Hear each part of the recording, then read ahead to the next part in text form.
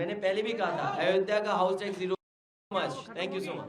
Commissioner प्रणाली जो जनता पत्रकारों अभी मत कहो ये कमिश्नर प्रणाली किसी को पसंद नहीं है। उसको सर खत्म होगी क्या? कमिश्नर प्रणाली किसी को पसंद नहीं, कमिश्नर प्रणाली से अन्याय बढ़ा है। आप बताइए, कमिश्नर थे वो बीजेपी के सदस्य बन गए, तो पूरे 5 साल क्या काम किया हुआ इन्होंने? जो लोग सदस्य बन गए पार्टी बीजेपी के, उन्होंने सोचो बीजेपी के लिए कितनी मदद की होगी, लोग कितना अन्याय किया होगा। आपका उदाहरण नहीं, गोरखपुर में किस तरह व्यापारी को मार मार के मार दिया पुलिस ने, और पुलिस को भी पत्रकार भी परेशान हो रहे हैं। सीधे साधे पत्रकारों पे मुकदमे लगने, बताइए। यहाँ कर ले बाहर कर ले सर, यही कर लो सर। आपकी कल चंद्रशेखर आजाद से मुलाकात हुई थी, आज उसके बाद उन्होंने प्रेस कॉन्फ्रेंस करी और गठबंधन के बारे में उन्होंने कहा कि अपमान का इल्जाम लगाया है समाजवादी पार्टी। जो चंद्रशेखर जी से बात हुई उस समय उन्होंने सीटें मांगी थी, मैंने कहा कि मैं 2 सीटें दे पाऊंगा। 1 सीट क्योंकि आरएलडी के पास थी, मैंने उसी समय आरएलडी के नेताओं से बात कराई, उन्होंने मेरी बात को स्वीकार किया और उन्होंने रामपुर मनिहारन छोड़ दी।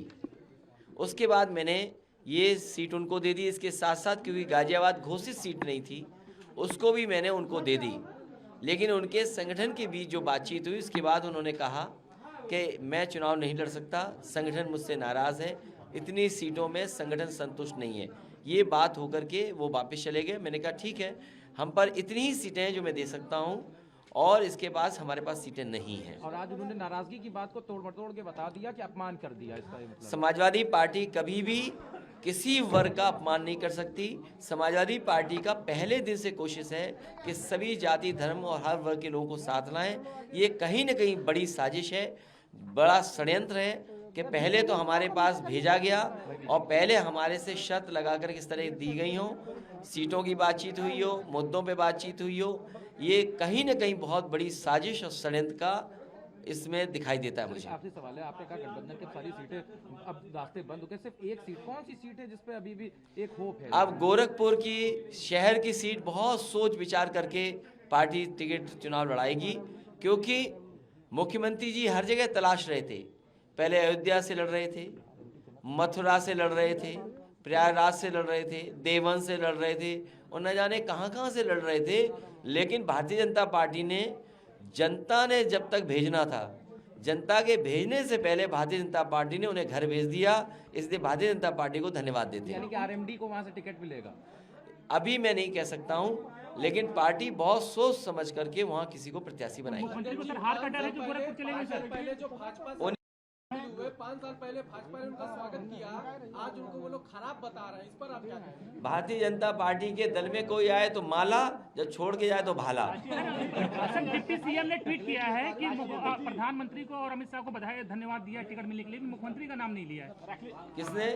ये मुख्यमंत्री और डिप्टी सीएम पर इतने मुकदमे हैं कि आईपीसी के सेक्शन में भी इतने नहीं है, इतने आईपीसी के सेक्शन भी नहीं है। जितने मुख्यमंत्री और डिप्टी सीएम पर मुकदमे हैं, उतने तो आईपीसी में सेक्शन नहीं है। तो योगी सरकार ने 4.5 साल में गोरखपुर मेट्रो नहीं बना पाए, तो क्या आपकी सरकार बनती है तो सबसे पहला काम गोरखपुर की जनता के लिए मेट्रो देंगे?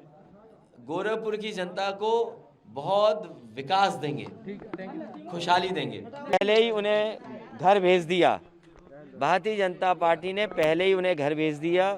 जनता भेजती उन्हें घर, लेकिन भारतीय जनता पार्टी ने उन्हें घर भेज दिया है।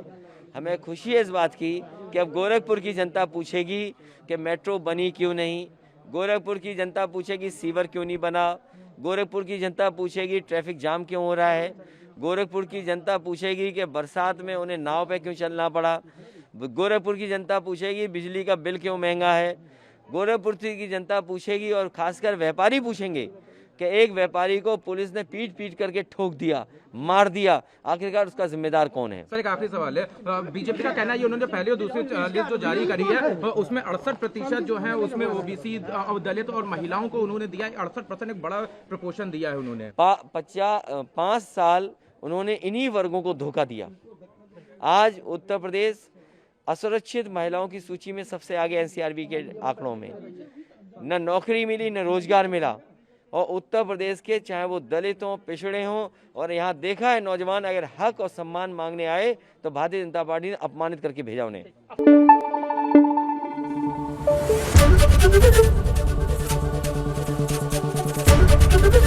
एबीपी न्यूज आपको रखे आगे।